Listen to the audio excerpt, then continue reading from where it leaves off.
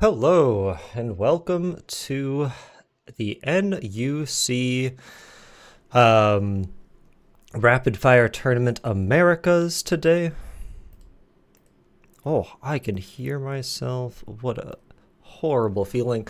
But yeah, we're about to get started here. Let's go find a table to watch. We've already got AJT Tete de Totem versus Ravon. Let's watch this table. Go to game. Both very good players. Oh, refresh. Game might still be just kind of loading. We've got good old Kojo versus Basira. A reminder that this is NUC. It is that means no uniques are available for any of the people here. And today we have, yeah, like I said, Ravon versus Tete de Totem. Let me just fix up our top and bottom players. Am I a bit out of... No, I was trying to figure out why I'm a little bit out of alignment here, but it's fine. There we go. Cool. So, yeah, we've got Kojo and Buddha versus Basira. Very interesting game. We had I really think Rage is pretty interesting in Kojo and Buddha, with the being able to put it on your token and not actually like have the negative from the fleeting and still get a big character. Of course, you can still get removed. That Buddha token can still get removed pretty early, but that first turn, pretty nice. Both players playing fairly quick, and this is a rapid fire tournament. Things have to go pretty fast for you to stay on top of things and what's happening, what's going on. I know it's not chilly. It's crazy. Hi, Cole. It's I come out here sometimes every couple weeks. I'll do some casting. It's always good. Unfortunately, Chili was not able to join us. He cannot be here every night to entertain all of you. So today is my turn to pick up the reins, and it will just be me today. Yeah, Chili, I'm sure will be. I think we'll be casting tomorrow's tournament though, which I'll be playing in, of course. Interesting to see the Pathfinders out here. I do like Pathfinders. They're just like a solid card in. And who am I? Cole, you know me. Hey, oh right, I understand. I see. You're setting me up here. I am Thaddeus. I really should have my name on here. Maybe I can add that really quick. Let's do it. We're doing it live. Add source. We're gonna add just some text on screen. Text or Thaddeus. Okay. There we go. Beautiful. We can just have it as regular font. Let's make it big. Oops. Make sure stuff is locked. Thaddeus. Oh, I think I made it huge. Oh, that's fine. Well, we'll deal with that later. But yeah, I'm Thaddeus. Welcome. And I'm here to cast today. Let me follow up what's been going on. So we got Priya coming out here, also a great card. And last turn we got so this is something that Basira really has to focus on, especially into this matchup, or into Siggy, it's a bit less important. But you want to place your cuckoos on turns that are going to line up with the Buddha coming out at the at noon on the next day, which is what our player Tete de Totem was able to do to get a couple more boosts on their colorful cuckoo. They have a couple more. They do have one more play. It looked probably with 2 mana. Okay, yeah, they get their rabbit out, which is going to be able to catapult them over, but not a lot of cards going to be left. The Cuckoo's going to go away, and all the rest of these cards are going to leave. Meanwhile, oh, nice. The Helping Hand coming in clutch just as I say that is going to make the colorful cuckoo no longer fleeting, which will send it back to reserve and be able to send this Helping Hand 2 mana, which I don't actually know if you want to do that here. I'm actually not surprised they used it on the colorful cuckoo just because it's a powerful card. You might want to play it out.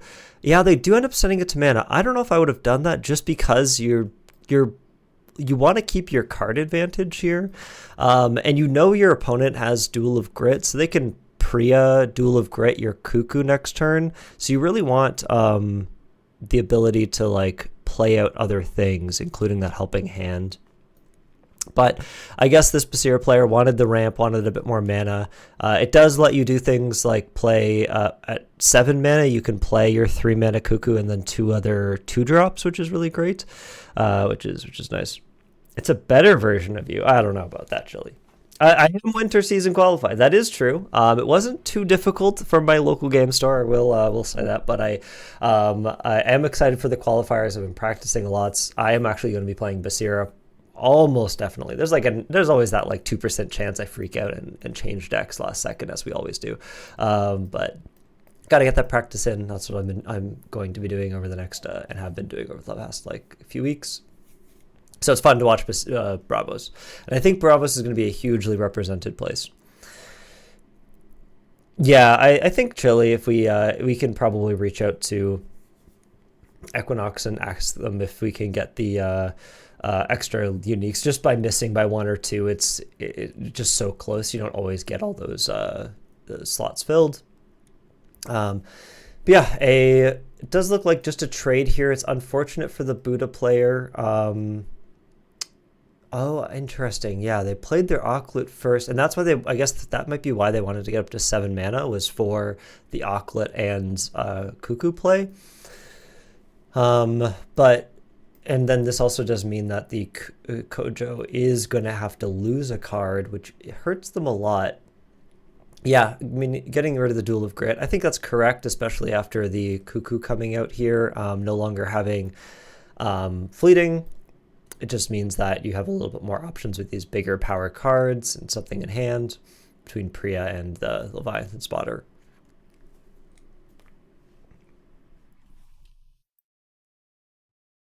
Cool. Buddha, again, this is a really good turn for that Cuckoo. I wanted to kind of say that again. If against Kojo, if you can get your Cuckoos on turns where the Buddha is going to come up, then they keep coming up on those correct Buddha turns, which feels really nice. So hello, Aragorn. I see other people are also watching this matchup. It's pretty fun. Parliament of Ashes. I'm not sure about this card. Very interesting. We've seen it play a lot, but playing landmarks in general in Bravos just feels bad, especially with the hunger. There's a lot of little bits of removal for it, and that one tough can make a difference, but for 2 mana and just the resupply, it's a bit tricky to validate. I do like the rare better, but Bravos has a real hard time fitting in rares, I find. Huge play, lots of stats coming out from the Kojo player, being able to use up all of their mana very efficiently. It's unfortunate though that so many stats went onto the side of onto the hero side due to this Priya. And not going onto the side of the Buddha. I think here I would have rather seen them put the Priya on the side of the Buddha just to be able to like guarantee victory on one side, basically. But they are in a losing position, so they have to be a bit more risky. It's something to think about quite often in your games is yeah, you have to make sure you're I was reading a comment in chat. You have to make sure that if you're ahead, you only need to win 1 expedition. Focus on 1 expedition. Make sure you win that. Sometimes that means leaving 1 expedition to the very end to like take as an extra. But generally you want to like play that. But when you're behind, you really need to take risks. And yeah, yeah, interesting take of a permanence in Bravos. Yeah, I like Haven was so strong for so long in Bravos, and I think it wasn't really appreciated in set 1 enough. In set 2, it came out, and Bravos was a little bit weak in set 1 as well. GG from here. Kojo just giving up at the end there. But yeah, I think that we saw uniques be, or those permanents be so powerful for such a long time. and it's interesting to see that. I think just removal is so easy for permanents in a lot of places that not a lot of people play them anymore. Well, Cole, since you're here, maybe we'll watch one of your games for fun. Let's see what's going on. Do we get the same deal in this game, Cole, where if they beat you, they get a pack? Is this still going on? Do we still get this? That's great. Probably not. I just assume this isn't his tournament.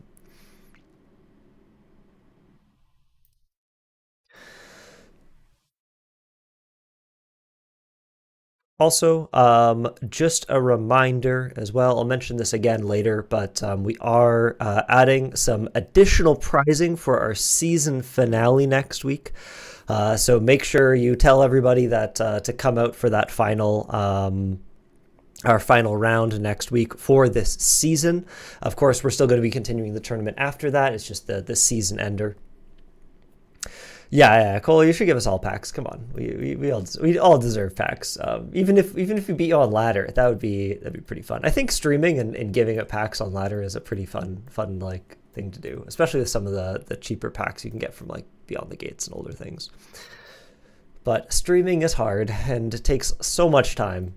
I have to constantly struggle with that between figuring out if I want to stream, cast, do all those kinds of things versus just play competitively. So Masterpal does take a dual advance over Cole, which is unfortunate. Cole does have this Daughter of Yggdrasil, though, in reserve. Requiem is always scary, and it gets returned to hand, especially if we get a boost on the Robin or any other cards. We'll see what Cole decides to put into reserve. I don't think Cole is playing a festival deck. Fen abusing me so. Honestly, watching Fen play, like, I want to play Fen at some point. I think it's so cool. It is so many interactions that it's really hard to play. Like, I think Fen is harder to play than Traced, but similar amount of interactions, except for like the infinite discard Trace or whatever, the infinite from reserve, of course. Huge Jack Frost coming out, Cole. Excellent. Good play. On the Inkcaster 2, I think that's probably the right play. Unfortunately, the Chronicler can block you it has good stats for 3 mana. But getting that Inkcaster out of play to make sure that you don't return more cards to hand, you don't have the discard effect from the Inkcaster, really important. Fen really wants to use those discard effects to great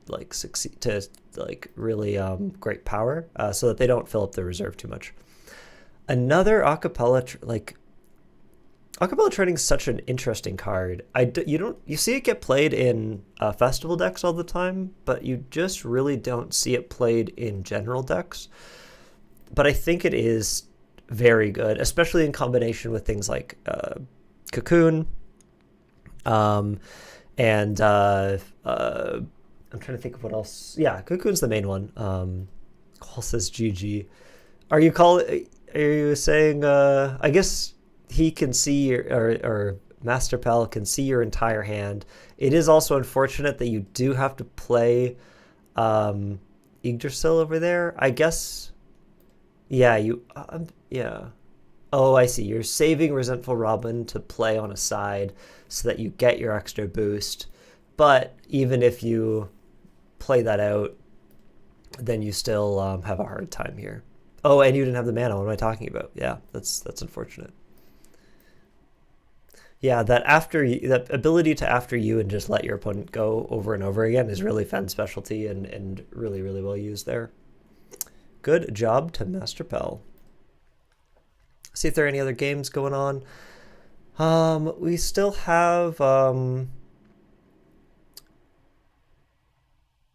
sure MLD. I like watching a few of the more bottom tables at first, just for the some people might drop after a little bit, and it's fun to get them on stream. Let's see what's going on. A player at that table has blocked me. Oh my gosh! What did I do? What did I do to them? Oh my god! Okay, well that's embarrassing. Oh my gosh. Let's apparently I've been blocked somewhere. Maybe I don't know what happened there. Maybe they just didn't want to play me. Maybe I beat them too bad. Yeah, yeah, yeah. Yeah. Man, I just get the most embarrassing moments caught on stream. We have this, and then I had all those terrible plays. It might have been just that like I played like they were a little bit of a lower ranked player. Like maybe I played them and just like destroyed them a few times. I know that sometimes I've blocked people that I play against like a bunch of times. Yeah, the misplays were really bad. I did this twice in a row. They had a tough landmark up. I think it was against a Fen, and they had the Parliament of Ashes. I was playing into it, and I just totally forgot. Oh no, it was against you, Chili, right? It was you had Parliament of Ashes as Bravos. I then did it like next week as well. I want to say, which was terrible. But yeah, what are we at here? This is a close game. Soul versus Sierra. Again, no uniques. I think Sierra, fantastic champion in this format. Yeah, twice in a row there, Chili, and I did it the next week. Or like on the weekend, I think. It was so sad. Tough in BGA just doesn't. I need a better mental checklist. Ooh, that's pretty huge. I haven't seen Nylum in Sierra for a while. It is very good, especially with this strategy where you have your drill moles and other things where you can tap them to gain boosts, because you do get that like essentially free exhaust of your own characters, so you know you can always do it. Yeah, I really like Nylum. I think Nylum's like really a beautiful card, absolutely gorgeous. But yeah, it has been a little while since I've seen this play. But I do like the strategy with your drill moles or other things that you exhaust and reserve. This is just a little bit of an older style of deck that we haven't seen for a little while. But they do have some new things. They have been updating, right? They have their abandoned depots. It's good. I wonder what the Soul player will do here. They have 10 mana, but they only have 3 cards in hand. And they have their Hunger. So you really don't want to, you really want to pass first to be able to get your counters, because getting Gigantic is good. Okay, yeah, well, there we go. Wingsuit Jumper comes out. But I think they're going to overload here. Oh, no, excellent. Okay, never mind. This is great play from them. They were probably just considering what sides they wanted to play things on, maybe, but I really like Wingsuit Jumper. Fantastic card. I'm not surprised it's not played more in Bravos, just because the rare slot's hard, and I think 3 mana is a really awkward cost for Bravos. We got a lot of Basira uniques, or not uniques, cards that were good at 3 mana between Colorful Cuckoo and we have Suha, and there's a few Oculus 4, but like I think there's also like usually when you see uniques as well, they fit in that 3 mana spot, and so I think that's been really tough to find places for 3 mana cards in Basira. But this does fit into Soul pretty nicely because you are usually ramping or building up like a bit of a board, and the rush mechanic very helpful here. Interesting. So Sierra, I think they're going to be able to pass first here. Mana Eruption coming out. I think you played on the Nylum, right? Like you're going to probably win one side. It's just, oh, this will double win. What am I talking about? You're already winning. You just win the game. No, it's not enough. I don't know if that was worth. Oh, I guess like you get one for O in this position is very strong. But your opponent probably isn't going to target your drill mole. Actually, I think this is a good play. I was a little bit spooked here for a second, because getting rid of this Nylum is very helpful, but it's basically just do you get rid of a 2/2/2 next turn, or do you stop your opponent from advancing this turn? And I think having the 2/2/2 is very good. Who's talking smack? Wait, Cole. Yeah. Cole always. Well, Cole's always talking smack. It's good. Oh, that's brutal. Absolutely brutal. Harpooner also a fantastic card in this set. Just that 3 mana spot, just a little bit too awkward, in my opinion.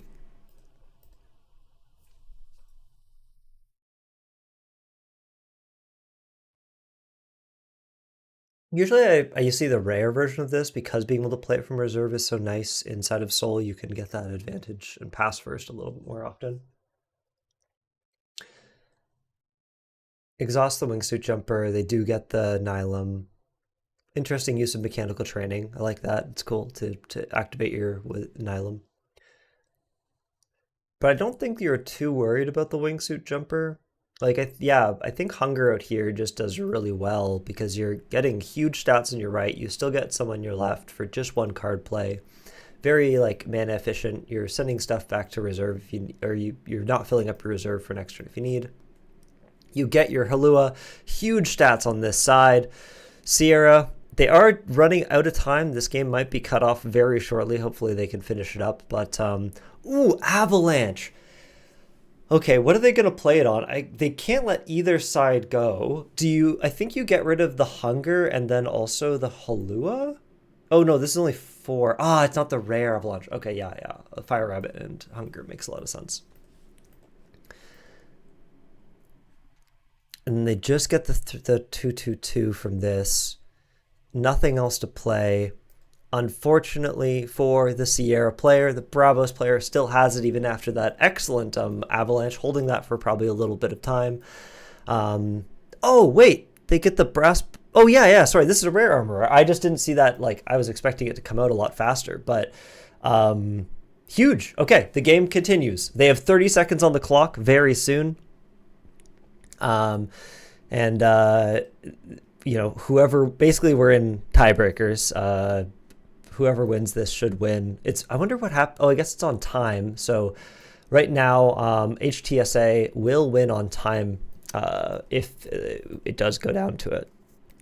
So they're going to need to be able, Polish is going to need to be playing pretty fast to make this happen.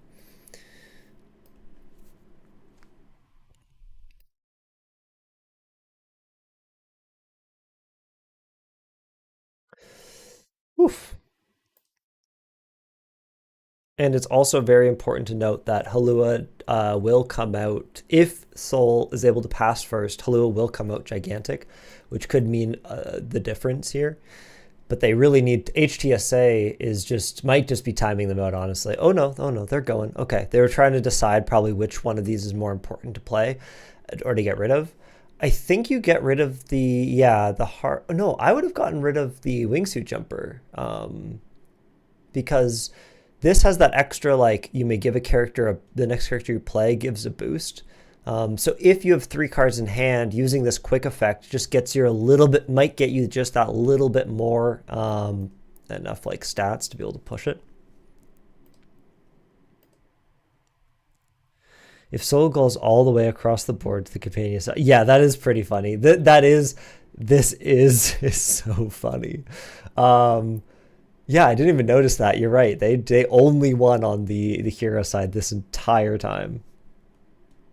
Oh, Nick's playing? Excellent. Maybe I'll have to watch him in the next game. Okay, gets the outrun teammate. Will be able to rush something out. Again, I'm surprised that they played the wingsuit jumper. I'm surprised they didn't give a boost to the next character they play and then see what... I guess it depends on what's in their hand. They probably have maybe a removal. Maybe they're holding out one more mana eruption here. But it's going to be pretty hard for the Sierra to get up to 6 stats on this side. Ooh, especially with Colonic Heater. That's an interesting tech, though. Not what you want to see in resupply, though. They get a Brass Bug. They are going to be able to advance on this side, even if this last card is some kind of removal. Removing a 2/2/2 is just not going to be enough to be able to stop them from advancing. What they need is like another 3 mana, pretty powerful card. They need literally another wingsuit jumper. They don't have it. They hold into their hand. They get their Halua, though. Oh, I wonder what that last card was. Oh, because... yeah, that's really interesting. If the Soul would have played this, if this was removal, they play this to remove a card, but then Sierra just passes first, so that Soul and Halua do not get to play. They do unfortunately hit time. HTSA, I believe, technically gets to be the winner. We'll have to double check that, but GG's, very fun game to watch. Let's check out the next round.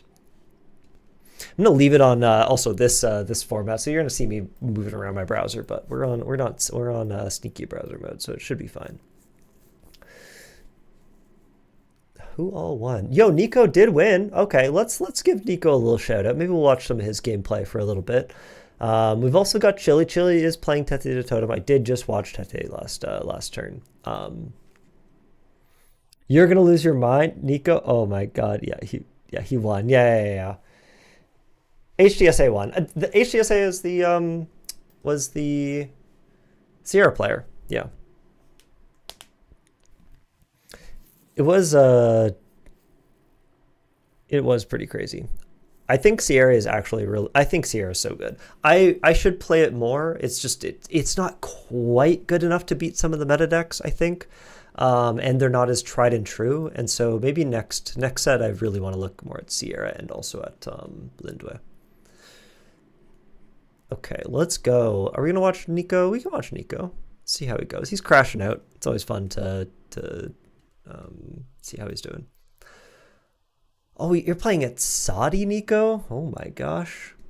I don't know. Is this rude? Oh, you're playing Smoldering Jin, though. So you're playing... I think at Saudi without uniques is really tough. Because you really need... Like, those double ramp uniques are just so powerful. Some people get away with the just... Like, I want to say mid-range at Saudi, but it's not really mid-range. It's more like... aggro at Saudi, which is really strange, where you play things like the enhanced prototypes and things like that just to get a lot of stuff on board, and also try to get a lot of draw out of those things. But in no unique formats, I think it's pretty tricky to do this. But I am curious what Nico's running, especially with this Smoldering Jin. And this is, I wonder what he just had to pass. So this is part of why Smoldering Jin is so tough in its Saudi, is because you like turn one, it's like an okay play, right? You got a unit, you got a few stats, it's okay. But turn two sucks to play it because you need a 1 mana play, and at Saudi has like no 1 mana plays that they want to play on turn two. Like the only thing they have is maybe Rage, but then you can't even put that on anything. Or you have sometimes you have Milk, but again, you want to combo that with Hunger. Sometimes you have I guess you sometimes have Rabbit in some decks, but very rare. But still, overall 1-for-1 so far in these expeditions. Parliament of Ashes, just drawing a card early on for the Fen, getting their card advantage up. Ooh, Sleep. Seeing Sleep come out this early as well as Requiem, honestly really good for the Yatsadi player, just because you really, really want these cards for hungers later on, or like big units. And so seeing them this early just feels pretty bad. Oh, interesting. You had a tiny Jin in hand. I assume you didn't have it when you could have rushed to play it. Otherwise you would have, so you must have drawn this turn. But yeah, oof. Ouch. That's a big Anansi.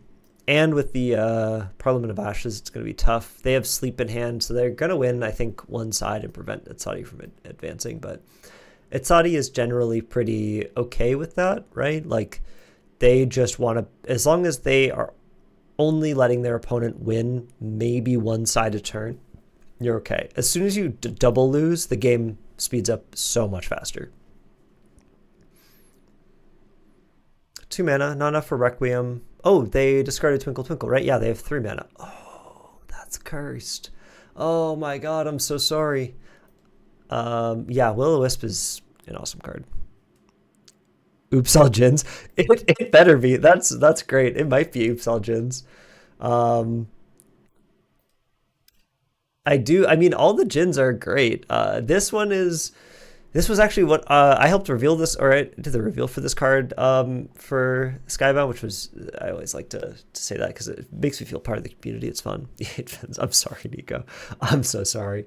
I can't be too biased, but as a caster, but I understand your plight against Fen. It's a very hard matchup. Atsadi versus Fen, very hard matchup.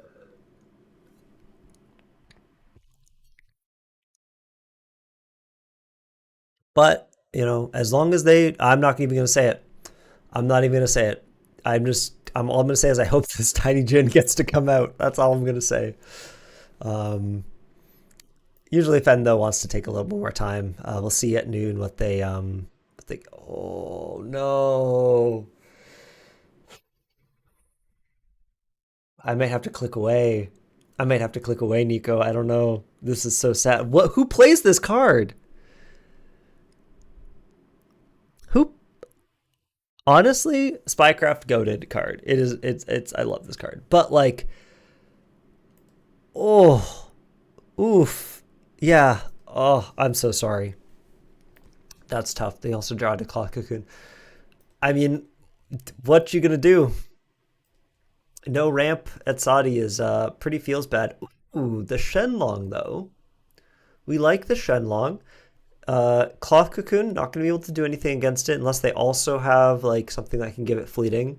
I think you're probably going to be able to advance on that side. This side, though, they just play out the area non-C and just, yeah, advance one for one. But I'm glad that you're able to get that out. It is too bad that they have Cloth Cocoons sitting there just taunting you, though. Um, yeah.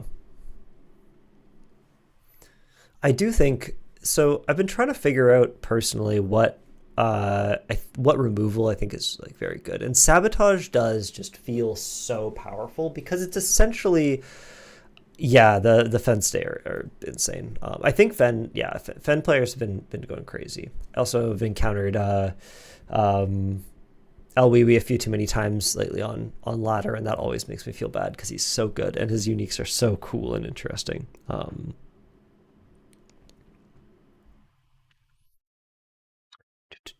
Sorry, just gotta look down. Got pinged on something at work, but everything is probably okay. That's the problem with hosting live service things.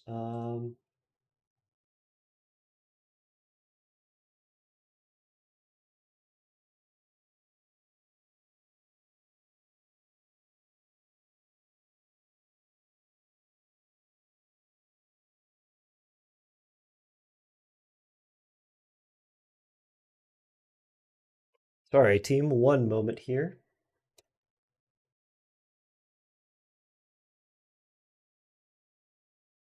Just gotta test something out at work here quick. Make sure nothing is blowing up in my face.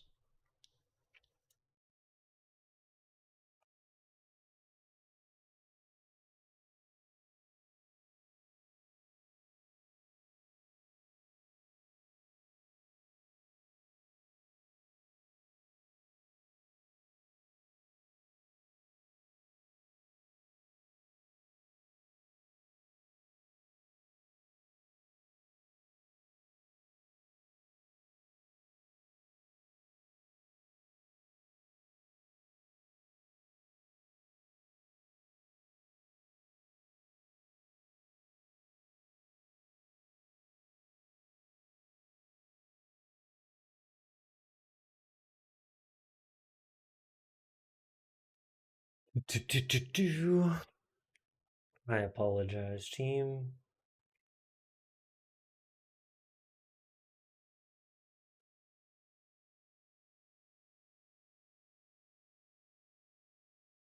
Okay. We are back. Yeah. So what has happened? Okay, we've won a couple sides. We're only behind a couple here, but that is a huge. Okay, we played up mana channeling. I see.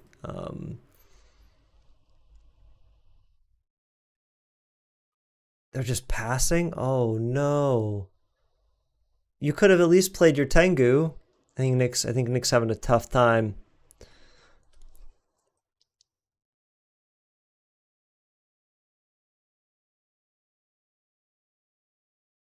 I'm so sorry. The Fed matchup is so hard for Atsadi. Just because you have so many after use that you can, when you play those big creatures, you can just play to some other side. Ooh, I love Merry Reunion. What a also a very pretty card and just interesting. Because you don't see it played very often, but I think like this is a really interesting way to do draw. Because you have to put you have to pull characters, which, you know, Fen and Crowbar don't usually like to do. It is 2 mana and 1 from reserve, but it's cooldowns. You know, if you accidentally resupply, you flow your resupply. Another one. Yeah, very cool. And also you're able to like return it to your hand with Fen, which is pretty cool. Oh, hello, doggy. Doggy came to visit. That's nice. We double our Kelowna milk on either side. I actually kind of love this play. Playing out the like little bits at a time is very good, and we probably know what's coming. It's interesting they play out the Anchored Anansi. So yeah, just to probably get rid of some of their things from reserve to not make the hunger so large. But I do, yeah, if he has it, I think it's pretty good. The Fen just has to figure out what they want to play. Interesting, they played the Opera House. I don't know if I would have, like, we know likely that the hunger is coming down, and I also think it's good for Nico to have played the double Arkelana milk. But yeah, that just means that the hunger is going to get a little bit more value. Meanwhile, the Fen, oh no, I guess they didn't have, no, they had 5 mana. They could have just played like Lyra Signet and gotten the draw, which is always pretty powerful. They might have another Cloth Cocoon in hand, would be my only thought. And that would be very sad for our Atsadi player here in Nico.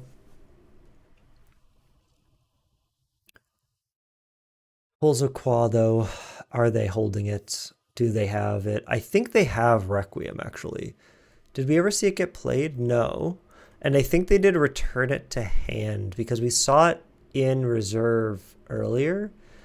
What would have returned it to hand? Anything? Oh no, they just passed their turn, let it go. Hunger gets them a couple of advantage. Nico is coming back, pulling it back. This is the way of Atsadi. You know, you feel like you've lost it all. Everything's gone to shit. You're just like trying your hardest. And you pull out those Sakura Brews, you pull out those big hunger cards, and you make your way back into the game. And both players have, I think it's once we both discard to mana, will be, oh no, Fen gets, no mana. But yeah, Fen 5 cards to 3, so a little bit more advantage there. Lucan is an okay card to see from our Atsadi player, especially with the Kaibara coming into play. Usually, so Kaibara is not a bad card. Usually I like to, I think the common is just not good enough because 8 mana for 6/6/6 across the board is a little bit tough. Yeah, and then you see this come out. That was 4 mana to play the Twinkle Twinkle, but it's tricky. I wish there was more removal of sleep cards. It would be nice if there was something like that. Like Rage would have been a really cool one to be like, you know, if they're sleeping, wake them up, like a Barbarian Rage. I think thematically it just oh, that was such a sad little throwaway play there. Just toss it into reserve. They're gonna win one side. Nico unfortunately not gonna win here. But full Zoqua showing us the power of Fen with all of those after use and interesting removals is gonna take it here. Let's go find another table quick. See what else we have in this short amount of little time. Again, welcome to the No Unique Rapid Fire Tournament. Yeah, and stuff. Appreciate it. We appreciate our sponsors, you know, Hero's Guide to Asgartha, who runs it, Chili and Nico. And then also today is sponsored by Gamers Guild Arizona. And you'll be able to find your packs at the end of this. I'm just gonna go watch. Oh, so we have Special Builder in chat. Let's go to watch your game. Oh, you're about to win. What a good time to come join. Did I miss a good play? Maybe. Ooh, Brass Bug Hive coming out. Gives our robot +1.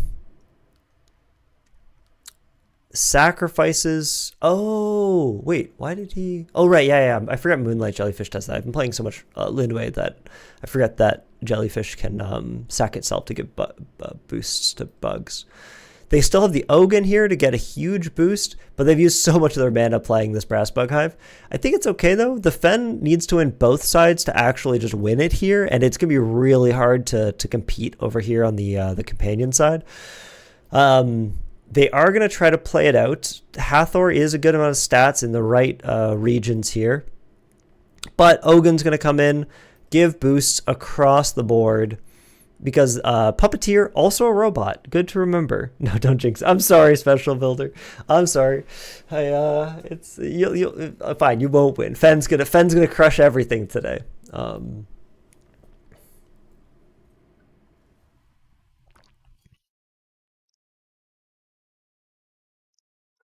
no, Fen. I don't think that they have it. This is the sleep is coming out. They play it in. Why? I guess you gotta stop this side from winning, obviously. So you might as well play something over here to just get that up. Unfortunately, they're not going to be able to move forward on this side because they stop it. And then the sleep is going to go out onto the Puppeteer. I guess fewer stats. You might as well get rid of it. I honestly would have done it on the oh no, you keep this around because then if you have Cocoon or something like that, then you're easier to get rid of it next turn. Unfortunately, though, the Special Builder did just pass. Hathor comes out, but that is not enough stats to stop the Brass Bug onslaught of Sierra. Special Builder, I should have been watching you earlier. I love Sierra. Sierra's great. Okay, cool. I also love the Jellyfish. I think this is good. I'm curious what else you play. I guess you have Deep Bows and Hook. These are all pretty standard. I don't usually play Ogun, but I think it is pretty good. Grems, obviously, Brass Bug Hives, very good standard cards. GG, Special Builder. And again, anyone tuning in now, if they didn't catch my spiel at the beginning, next week we are having additional prizing. So bring your friends. Oh yeah, the cutest guy, the Jellyfish. The Jellyfish is one of the cutest characters. Agreed. Good to put in. But yeah, don't forget to come out next week. There's additional prizing that we will be all right, I can't watch this. Oh no, that's so sad. That is so funny. Okay, well, we'll have to talk with this player and ask them what's going on. Maybe I'll send them this replay, but that's the only table left. We'll just chat here for a little bit then while we wait for the games to finish. Put that up there. Welcome. Now you get to see more of my beautiful face.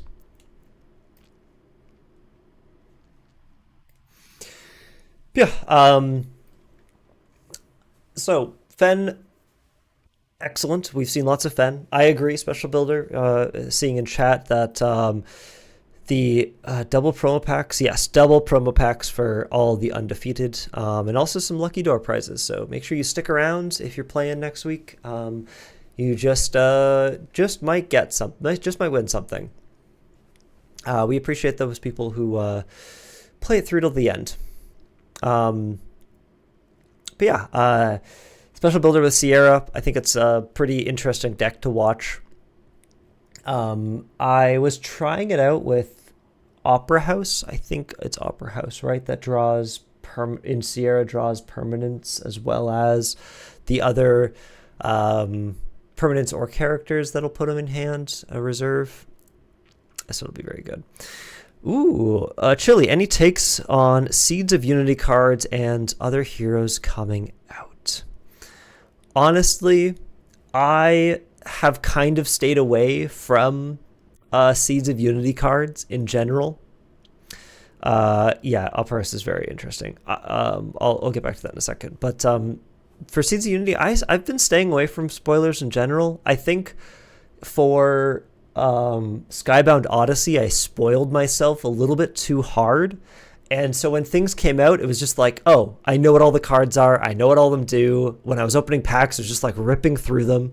And I already kind of knew what decks I wanted to build. And so I didn't get that new, fun experience. So I know a couple of the mechanics, like Contact and stuff that are coming out. It's going to be very interesting. I'm also very interested in the Exalted cards. That's also going to be an interesting deck building mechanic. I love deck building, I love tinkering, and love building around cards. So that's going to be really cool. But I have no idea really. Mana Seed's also interesting. But yeah, I think that some cards get spoiled, but not everything is generally better. Just because so you're still kind of surprised on the day of. But yeah, it's good. It'd be fun to do a reveal stream. I think like a big reveal stream of all the cards on the day of launch. Maybe that would be a fun thing for us to do at some point. Is to just truly like on the day of release, just go through all the cards, see what they're doing, and yeah. I don't know if they're doing that this set. If they're going to reveal everything or not, we'll have to see and watch and find out. I think even last set they didn't reveal everything until pretty close up to launch, but they revealed a lot of it. Yeah, I like the idea of revealing like, you know, five maybe like key cards from each faction, maybe designed around a specific mechanic, or each one kind of showcasing a different build or way to do things. I think that's pretty interesting way to do it. Going back to Opera House for Sierra, I've tried it. I just don't think it's good enough. I think it's very cool to be able to draw through that many things, but what I found was that you really want Hive out, and having 2 hives is better than 1 hive. And well, generally, but Opera House just like felt very tough for, like, I didn't want to keep it around very long. I'd play it, maybe get 1 draw out of it, and then it would go away and get destroyed, which 2 mana for a draw isn't the worst, but it just felt bad a lot of the times, and it also limited the deck building that I could do, so I threw it away and kept, I think I did put in some other, I forgot what rares I put in that deck, but it felt pretty good without it, honestly, and I think I would run it next time without it. I also forget, was Opera House 3 mana? I'm going to go look this up. Alter.gg cards. Opera House. I think it's only 2 mana. Yeah, it's only 2 mana. That's what felt really bad about it. If it was 3 mana in Sierra, I think it would feel a lot better, just because you get that 2/2. But because it's 2 mana, it just feels just too awkward to play. Yeah, exactly. Oh, sorry. Opera House list with no characters. Yes, I do think that's very fun. I think it's super cool, especially in Fen, like with all spells, and a lot of permanents. Very interesting deck. It just wasn't competitive enough for me, and felt a little bad. Okay, next matchups are in we can watch. I don't think I can watch the Shrimp game because yes, I am blocked from MLD. I do like watching Shrimp though. We had HGA, Aragorn. I don't think we've watched Aragorn today. We've also got, I think we'll watch this top table. Oh, Chili, are you also undefeated? Wow, let's go. Chili's undefeated. Oh, because you got skipped. I see. Okay, right. You lost then 1, so you're 2-1. I'm sorry. Well, at least honestly, if all the people that get skipped, Chili, it might be okay that it's you in your own tournament. Just to let other people to be played.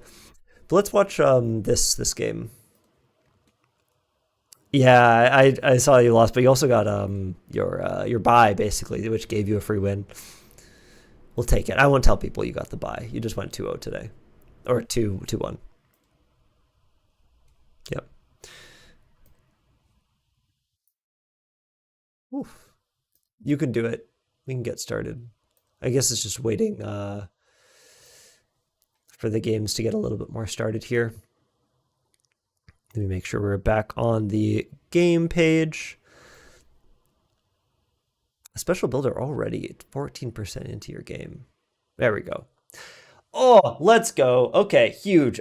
This is excellent. I two heroes that are new to this stream. We've been watching a lot of Bravo, Sven, and Sierra, but I'm glad to see some Kaori and Puff, as well as some Sigismar. Sigismar is just so good. They always end up in the top 3, I find. So beat Barry, how could you? But Kaori also does really well in no unique formats. I don't know why it is. I think it's just similar to why Kaori, like... Well, Kaori's tough in draft because you give them an opponent, but I think you don't get just as blown out by crazy uniques as you do in constructed or like standard constructed with uniques. But Kauri in this format is super interesting. And like you can really play around your woolly backs. Your opponents can't usually take as much advantage of them, especially against like Sigismar. This is usually a really tough matchup because you don't want to give Sigismar more tokens if you can help it. But without those really powerful uniques that, draw 3 cards if you have 4 tokens or something, it's not as detrimental to play. And having Soar, I think I am surprised that Soar is not played in like every deck. Every deck that it can be played in. Rare Soar, I think this is just a crazy good card. It feels, I guess it's hard because in other Muna decks you don't have the draw to really play it out as much because you don't have that draw for 1 mana. It's also why Sigismar has a hard time with that low cost cards that really like heavy draw uniques. But in Kauri, you get a lot of draw. Every other turn you get to draw a card basically, an extra card, and so I think it's really cool.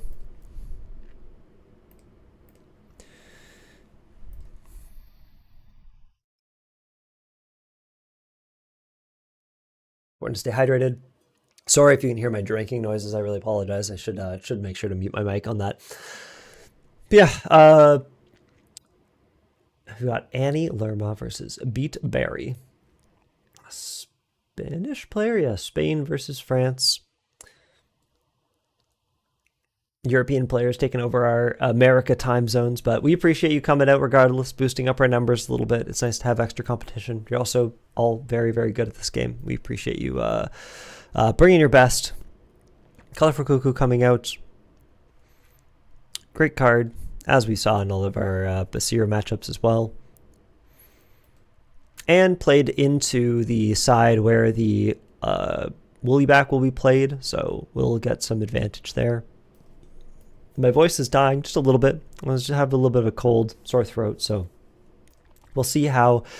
I'm glad this is only an hour of cast. I think if it was a 3-hour set of games, I would be struggling just a little bit. Gargoyle does come out here. I don't think there's anything really for the... Oh, they can boost. Yeah. Honestly, that's... Oh, yeah, we ascend. We get to both sides advance with a tie, which is pretty cool. They could have also got rid of Soar for an extra boost, but I don't think that would have mattered. Or discarded... No, the Soar... Yeah, the Soar just worked out. Yeah.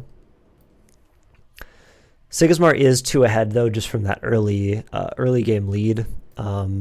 Took a little bit for Kauri to get going. That first double win in their expeditions was pretty painful. And then double winning again. This game's going to be very short, which isn't great for a Kauri player. Like, they want a lot more turns to start to build up their card advantage and really be able to play these cheaper units in huge numbers later. But I think they've got a good turn here where they have their Cuckoo coming out. It's going to be massive with the woolly back that's going to spawn on this side. If they have another one, they're going to get their spawn from the recruit token next turn. So I think things are looking okay for our Kauri player. The Beatberry does also have to put something into 2 mana, so they will be even on card advantage right now, but Kauri is going to get or Annie Lerma is going to get a extra draw from their hero power at noon. It's interesting to see the double ascend package, I think, where both people can advance on ties.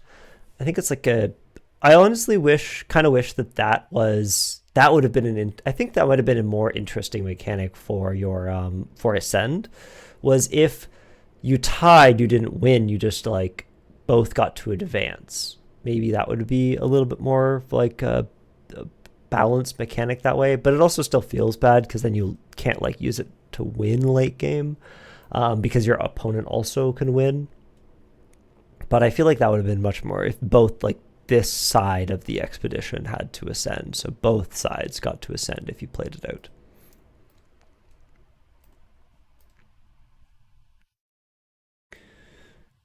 But Siggy doing what they always do, playing out cheap cards until the other person has to figure out what they're doing. Ugly Duckling also, though, helping Kaori and Puff.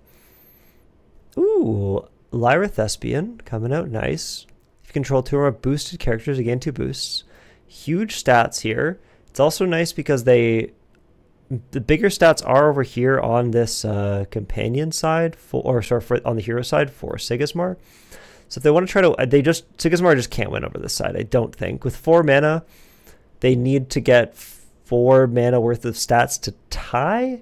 So like you can, but it's difficult. And then you definitely lose this side. So like this side they need to start playing on. I guess they also need 4 stats of mana on this side too, but it's tricky. You need it in 1 card, I guess, on this side. Interesting. Playing out the Ortis Attorney. I wonder if so. Then they can play with the Gargoyle. The Gargoyle will get them there, but then they won't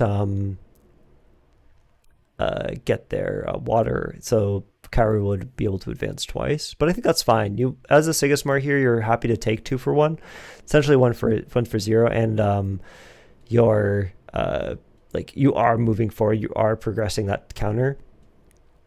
I think they're deciding though if they want to let this Ortis Attorney draw them a card and try to win like with advantage, or do they want to play the Gargoyle and advance 1? Deciding on the Gargoyle, they do decide to advance 1 and just trade 2 for 1. I like that play a little bit better. This is important to get card draw as Sigismar, but you know, you're getting card draw to win expeditions. And so do you think that this card is more important this turn or next turn? It's a really like interesting decision-making process to do here. And also now Siggy is, the Kaori has a little bit less of a powerful turn, and not being able to fully 2-0 there, I think is really hard on them. It did mean they came back quite a bit, but they were ahead. They had a big turn there, but they weren't able to, they were behind. They had a big turn, but yeah, they just couldn't quite turn it around. They do have another Cuckoo to come out, which they can place on this side again to get that extra boost and kind of negate the token that'll come out next turn. But I don't know if you want to spend all 3 of your mana doing that right now. You have to be really careful, because the as soon as you play Cuckoo to a side, Siggy's just going to want to, you can just win one side, right? Like Cuckoo comes out, we still have 3 mana. You either have to get a 1 mana boost and Lyra Thespian to win one side again, or try to 2-0 again. Being behind in this game just is, in general, in Altered, is a really hard place to be. I think your opponent has so much more benefit, and that's why I think Sigismar feels so oppressive. And Kojo can be that way, but you have to get to you have to 2-0 in those first 2 turns. It's a little bit harder. Or not on that. You're not always playing first on that first turn. Yeah, Ortis Attorney comes out here, makes sense, because Cuckoo is going to want to come out on one of the sides. I'm not sure actually if they play it. They have a lot of cards in hand where Cuckoo is only going to be a 1/1/1. So if you playing it into, I like playing it into the Recruit, just because then they have to play something else here to like advance, unless they can ascend the expedition. That is what I think is really tough with Cuckoo into Sigismar, because you can play your colorful Cuckoo here. You're like, oh, they have to play another card to give me boost so that I'm more powerful next turn, but instead they can just ascend, and then the other side they're just winning. Yeah, this is what I like. I think this is better. Cuckoo doesn't matter here a lot. Like, Cuckoo is good next turn here, and so we play out other little cards to see what advantages we can get in the meantime.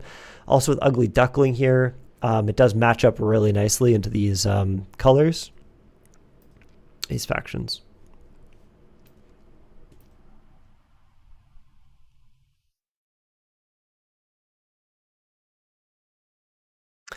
And we have Lyra Thespian. So like if our Kaori and Puff player does have another way to give a different character boost, like they have another Ugly Duckling, or I don't know. I'm trying to think of other cards that give boosts in Moon, but it's not a ton.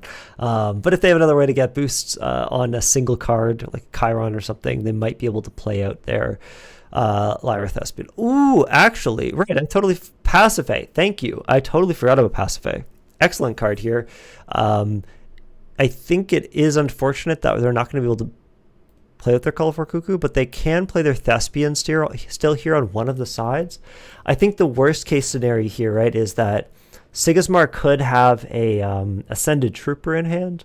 They could ascend their one expedition and get rid of another, but they just have License Withdrawal. License Withdrawal discards their Pasiphae, which is unfortunate, but fine, because they can still win on one side.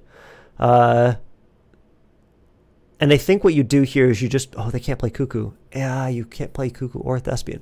I think you got to play, what do you do here? This is so awkward. Because Thespian, unfortunately, just doesn't, win this side. And you're not going to be able, it's very hard to get, I think you just hold back. It's too bad.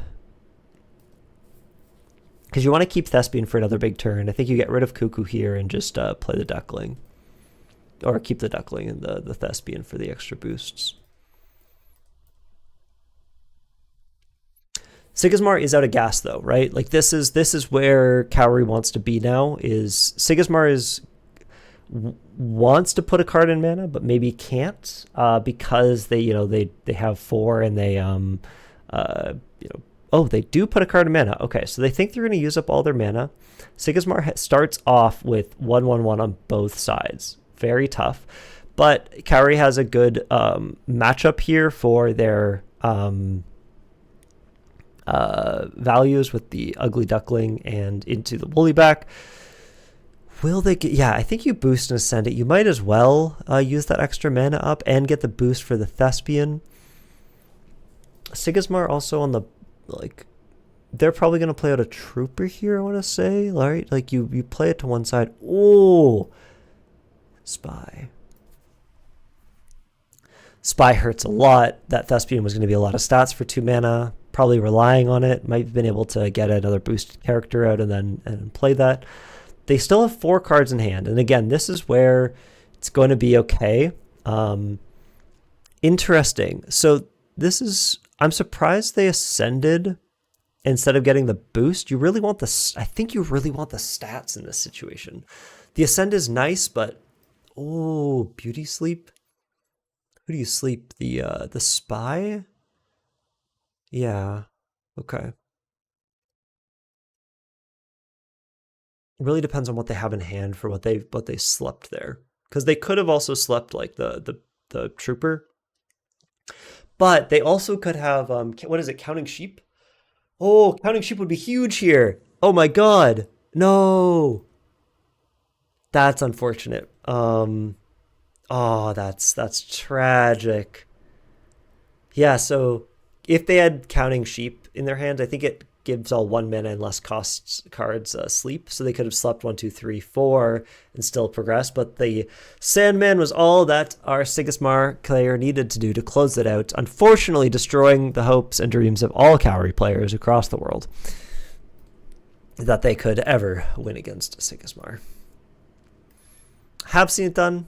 It's unfortunate that didn't happen today. Beat Barry giving out the GG. We have 2 3-0 players today. Just confirming everyone's done. Oh no, we still have this shrimp game again. Again, I can't watch MLD. That's so sad. I'll have to message them and see what I did wrong to get this problem. But I think we will have 3 players with 3-0 records. I will make sure you report back to Chile if you get in the top 4, I believe. Everyone who goes 3-0 usually will get prizes, prizing. So please reach out to Chile in Discord. Make sure that. I assume Chile posted. I'm not in this, so I can't see the chat, but I assume Chile posted the adventure link.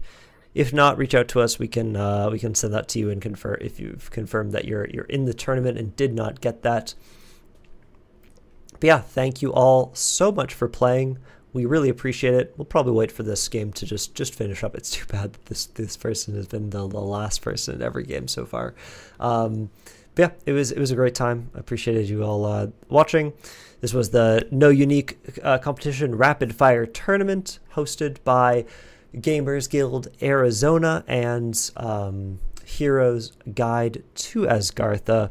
Once again, next week we will have additional prizing, so please come out and join us.